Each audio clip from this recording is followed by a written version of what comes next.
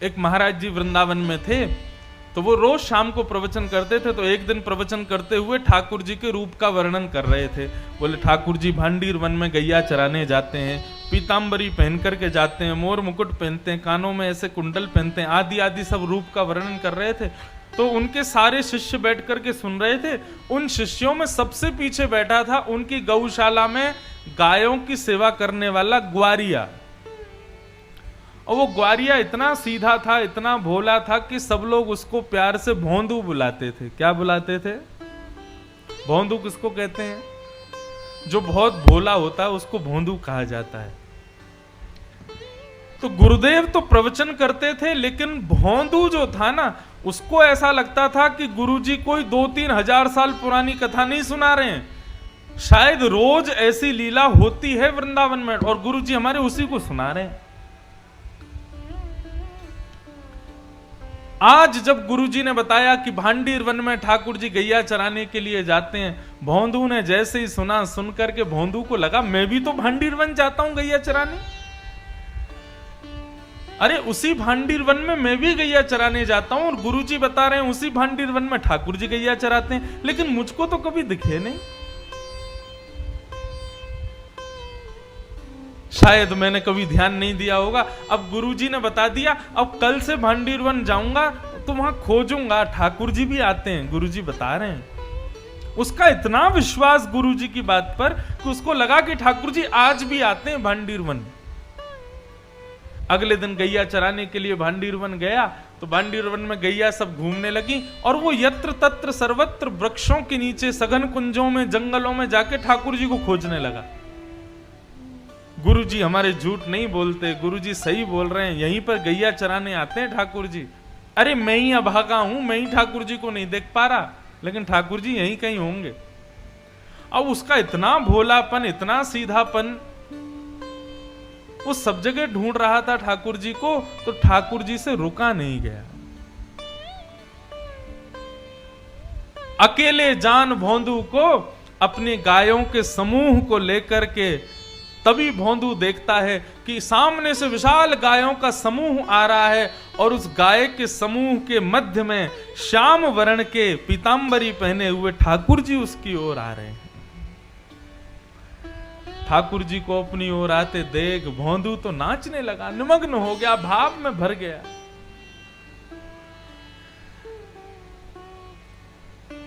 कटाक्ष नेत्र ठाकुर जी के, सुंदर कपोल, मधुर मुस्कान, घुंघराले केश, मोर मुकुट सिर पर, पीतांबरी पहने हुए, चंदन की सुगंधी महकते हुए ठाकुर जी गैया चराते हुए आ रहे हैं। भोंदू ने जैसे ही उसको देखा निमग्न हो गया। ठाकुर जी आकर के भोंदू के पास बैठ गए। अब भोंदू और ठाकुर जी दोनों एक दूसरे को देखें। भोंदू बोला, आप वही श्याम सुंदर हो ना जिनके बारे में हमारे गुरुजी सुनाते हैं? ठाकुर जी बोले, हाँ हम वही श्याम सुंदर हैं। बोले, अच्छा। हमारे गुरुजी आपके रूप का वर्णन करते हैं तो लगता है आप कितने सुंदर होंगे, लेकिन आज आपको देखकर के ऐसा लग रहा है कि हमारे गुरुजी जो बताते हैं उससे लाख गुना ज्यादा सुंदर हो आप। बड़े प्यारे हो ठाकुर जी। ठाकुर जी बोले, अब केवल बात ही बनाते रहोगे, कुछ खिलाओगे पिलाओगे भी हमको? भोंदू बोला, आप मेरे यहाँ मेरे हाथ का खाओगे? बोले, हाँ हाँ हम खाएंगे, तुम खिलाओ। तो भोंदू पोटली में बांध के 2-4 रोटी ले गया था, ठाकुर जी के सामने प्रस्तुत कर दी। ठाकुर जी ने प्रेम से पाया।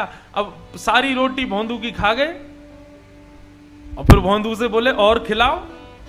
भोंदू बोला, ये मैं तो 2 ही रोटी लाया था, इससे ज्यादा मैं खाता नहीं हूं। ठाकुर जी बोले, कल से और रोटी लाना, हमको भूख लगती है। और ठाकुर जी अपनी गैया लेके चले गए, भोंदू अपनी गैया लेके चला गया। भोंदू को लगा ठाकुर जी ऐसे ही आते हैं, सबसे मिलते हैं, वो तो मेरा ही दुर्भाग्य था जो इतने साल बाद मुझको मिले। भोंदू ने आकर के किसी को कुछ नहीं बताया, उसने गुरुजी से भी कोई चर्चा नहीं की।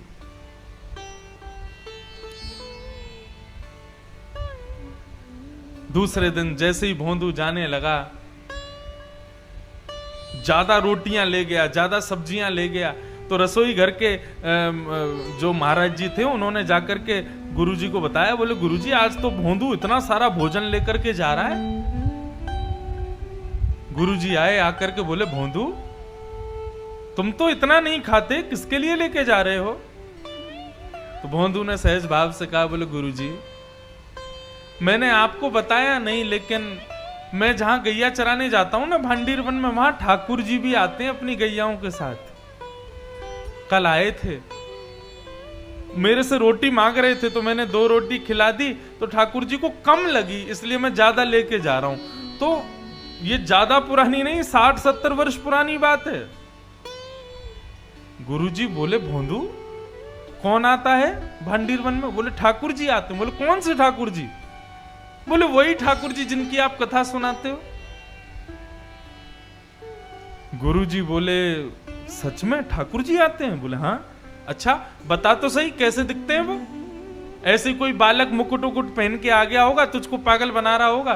बोले नहीं गुरुजी मैं बताता हूं ना, बिल्कुल कमल जैसे उनके नेत्र हैं, जब वो मुस्कुराते हैं तो ऐसा लगता है मोतियों जैसे उनके दांत हैं, कानों में ऐसा कुंडल पहनते हैं, और गुरुजी सबसे बड़ी बात वे जब चलते हैं ना तो वो बांकी अदा से चलते हैं, और उनके पैर जब पृथ्वी पर पड़ते हैं ना, उसके बाद जब जैसे पैर हटाते हैं तो पृथ्वी पर एक अद्भुत सी सुगंधी सी उगने लगती है, एक अद्भुत सा दृश्य प्रकट हो जाता है पृथ्वी पर।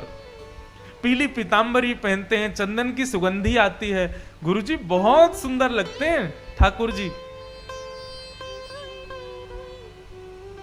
बंधुओं, जो सीधे लोग होते हैं ना वो झूठ नहीं बोलते, चतुर लोग झूठ बोलते हैं। गुरुजी ने मन में विचार किया, कोई और मुझसे कहता तो मैं मानता नहीं, लेकिन भोंदू इतना सीधा है, ये झूठ नहीं बोल सकता।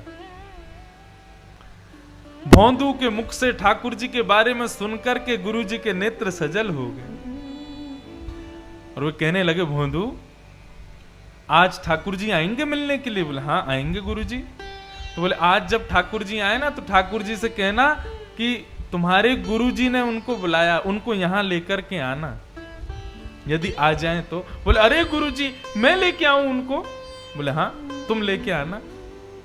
अब भोंदू को यहां भी ये लग रहा है कि गुरुकुल में इतने सारे चेले पढ़ते हैं गुरुजी के, मेरे से भी ज्यादा विद्वान चेले रहते हैं, गुरुजी किसी को भी कह सकते थे कि ठाकुर जी को ले आओ, लेकिन मुझसे ही क्यों कहा?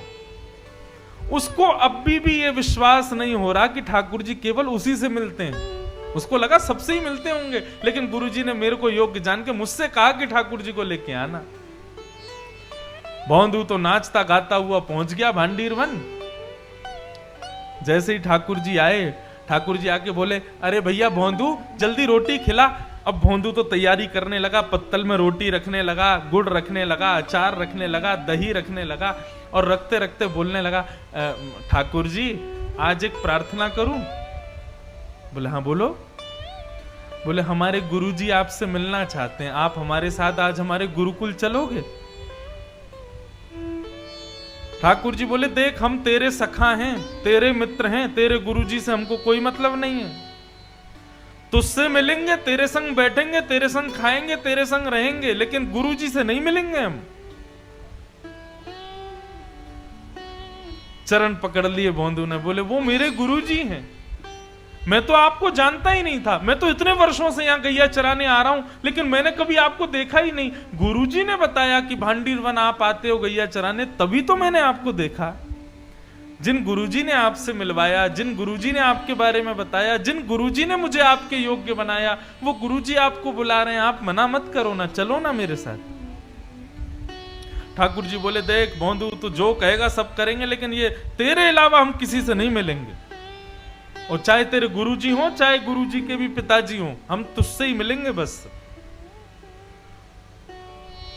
ठाकुर जी रोटी खा रहे थे बढ़िया गुड़ के साथ में, तो भोंदू ने हाथ से रोटी छिना ली। बोले तो ये भी मत खाओ, ये भी गुरुजी की है।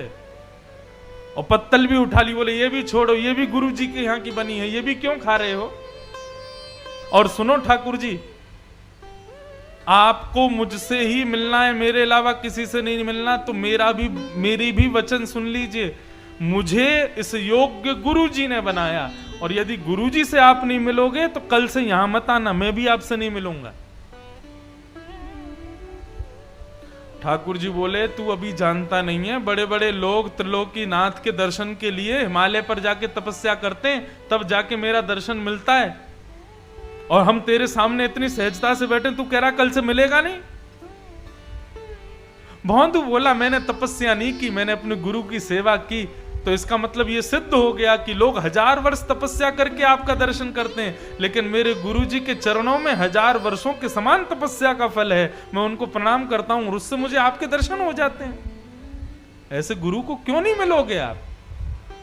ठाकुर जी बोले गुरु जी से नहीं मिलेंगे। तो फिर भौंदू बोला ठीक है, तो आज से मेरी आपकी कट्टी, कल से मत आना यहां पे, मेरे गुरु जी के नहीं तो फिर मेरे भी नहीं आप। और भौंदू ने अपना सारी सामग्री उठाई, सारी गैयाओं को इकट्ठा किया और जाने लगा वहां से, भगवान को छोड़ के जाने लगा। भगवान बोले अरे भौंदू रुक तो जा।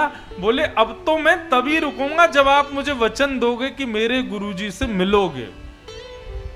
अगर आप ये वचन नहीं दोगे तो मैं नहीं मिलूंगा, मैं नहीं रुकूंगा। भौंदू जाने लगा, थोड़ी दूर गया, थोड़ी और दूर गया। अब मानो जैसे कि हमारे श्याम सुंदर के त्रिलोकीनाथ की त्रिलोक की संपदा छूट रही हो। दौड़े भौंदू के पीछे और पीछे जाकर के भौंदू के कमर पर चढ़ गए ऊपर और बोले तू जहां जाएगा सब जगह जाएंगे, लेकिन तू छोड़ करके मत जा, ले चल अपने गुरुजी के पास में। और आज आश्रम में बैठे गुरुजी राह तक रहे थे कि भौंदू आ रहा होगा गैया लेकर के। तभी क्या देखते हैं, असंख्य गायों का झुंड आ रहा है और उन असंख्य गायों के झुंड के बीच में भौंदू अपने कमर पर ठाकुर जी को उठा करके ला रहा है। ये दृश्य देखते ही जो गुरुजी थे वे तो मूर्छित हो गए, और जब होश में आया तो नंद नंदन को सामने देखा। उठते ही जैसे ही ठाकुर जी को देखा, ठाकुर जी को प्रणाम नहीं किया, पहले भौंदू को प्रणाम किया। बोले तेरी भक्ति को प्रणाम करता हूं भौंदू,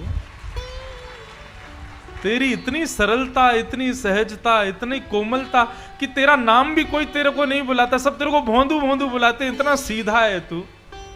आज तेरे वशीभूत होकर के त्रिलोकीनाथ मेरे आश्रम चल के आए। ये सत्य घटना है वृंदावन की।